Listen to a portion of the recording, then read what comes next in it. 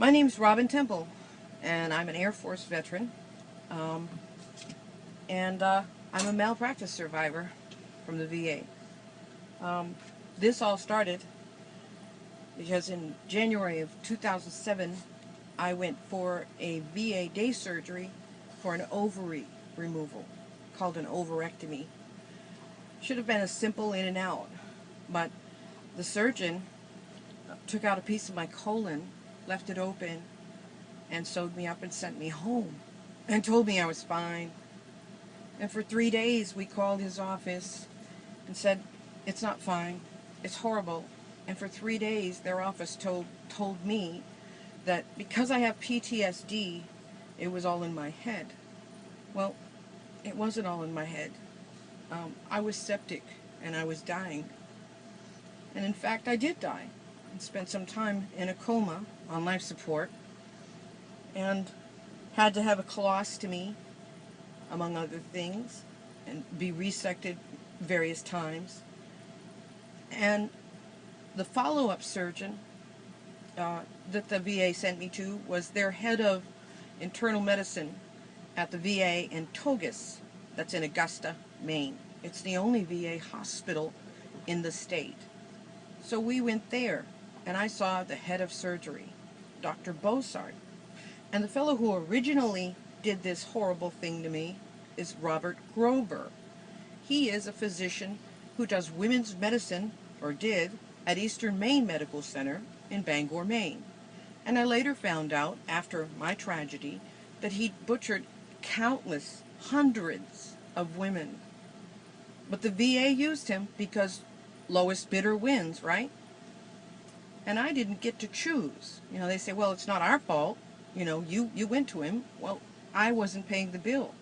I couldn't have afforded to go anywhere else. So, there I was at the VA in Togus, and I had a colostomy, and I told him that my pain was still terrible in my right leg, in my groin. For 15 months and 5 visits, he had me come an hour and a half each way to Augusta from Bangor, and I would go, have family bring me, and he'd lift my shirt up in the waiting room, and he would say, "You're sewed together funny. Get over it. You have PTSD." Finally, in an emergency room in Boston at the VA in Jamaica Plain, I saw an internist named Vivian Sanchez. She saw me for 5 minutes and said, "You have 2 huge hernias. Let me send you for an MRI," which should have happened a year and a half ago. The MRI confirmed that yes, indeed, I had 2 huge hernias coming out of my wound sites, as well as I had a terrible ovary with tumors on it. Well, when she told me that I had an ovary, I said, that's not possible. The VA took that. At least they got that right. But they didn't. And it had moved to my lymph nodes in my right groin. So, now I had problems there that were pretty severe. So I had to have surgery for that. So it took a team of surgeons now because I needed GYN and an internist to try and unravel the mess in here. So, a year later from that event, I had more hernias, and the surgeon put in a sheath, the one that the government recommended. Well, that sheath cut my bladder in half and reinfected my abdomen with my urine to be septic again. So she, 6 months later, took that sheath out and tried another sheath, again recommended by the FDA. Both of those sheaths were later recalled. That sheath attached itself to the scar tissue in my diaphragm and rolled up, pulling my intestines with it. In the process of all this, my left kidney couldn't take the beating anymore from the infection and the meds. And so I was suffering from renal failure. And that was pretty scary, and I lost half of my left kidney. Following all that, I found another lump in my breast. I'd had one in '97, but I've been treated in Boston for that. Well, this one was another one, and I have the gene, so now I have a double mastectomy and lymphectomy, as the beanbags attest. So I'm a jigsaw puzzle. I have had 13 surgeries since '07 and counting. I have 2 more hernias now. The only thing holding my intestines in, because my lower abdominal muscles died, so the only thing holding my guts in is cadaver skin. That's it. And it only lasts 3 to 5 years. Well, I'm at the 5th year this January '14. And where do I live? Well, I lost my house 2 years after this tragedy because I couldn't afford someone to take care of me full time, and I couldn't afford to drive 500 miles each way to a hospital that might save my life, and I couldn't climb 3 stories anymore. I can barely climb 1. I get around with a walker and a scooter, a cane, but I don't get around much. What I have from the government for all this is an endless pile of paperwork telling me that it's not their fault, it's mine. They still haven't taken responsibility for anything. All right? But I get to take responsibility for what they've done. This is my day. Every day. And how did I get benefits? Well, let me tell you how I got benefits. I was active duty. I got my top secret security clearance. I was so proud. I was working and I loved it.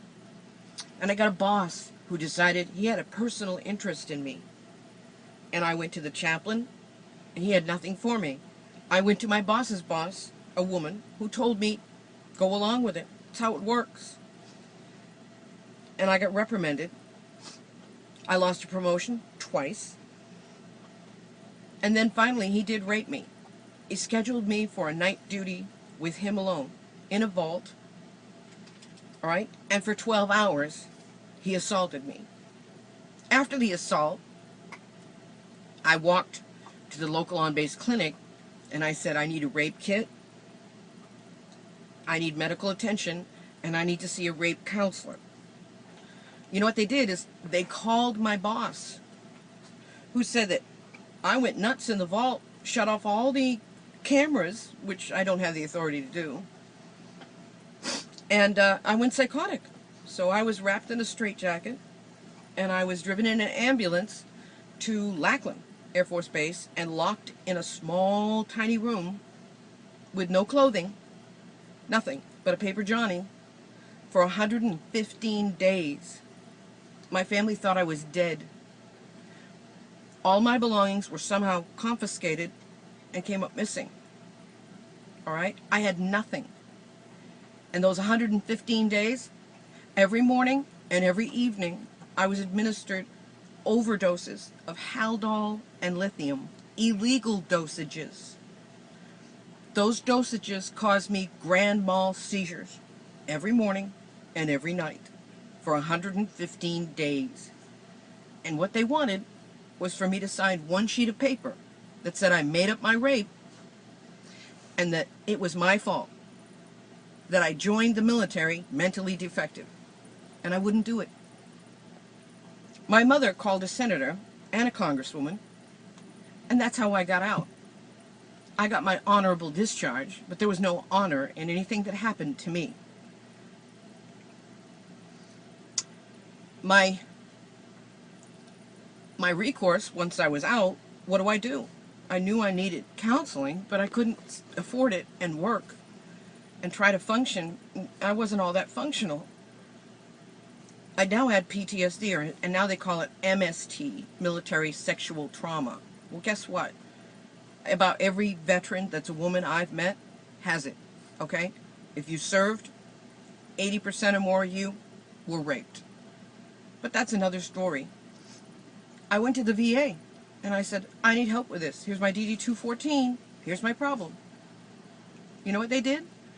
They had me escorted out You're already reeling. You're already suffering. And they threw me out. I went to another VA in Boston. And the same thing. I got dragged out. Because they didn't have a code, mind you. This is the 80s. They didn't have a code for rape. Too bad. They threw me out. Well, it wasn't until 1995 that I finally got someone to listen. And I did get benefits. And I thought, well, now I can take care of me, get better, have some quality of life. Right? Here's my quality. I just like some kind of compensation. And where do I live? I live in a tiny little camper. That's it. My home for almost 4 years. That's me. Okay? The girl who was a health nut, crunchy granola, never ate anything junky, never took a pill, never smoked, nothing.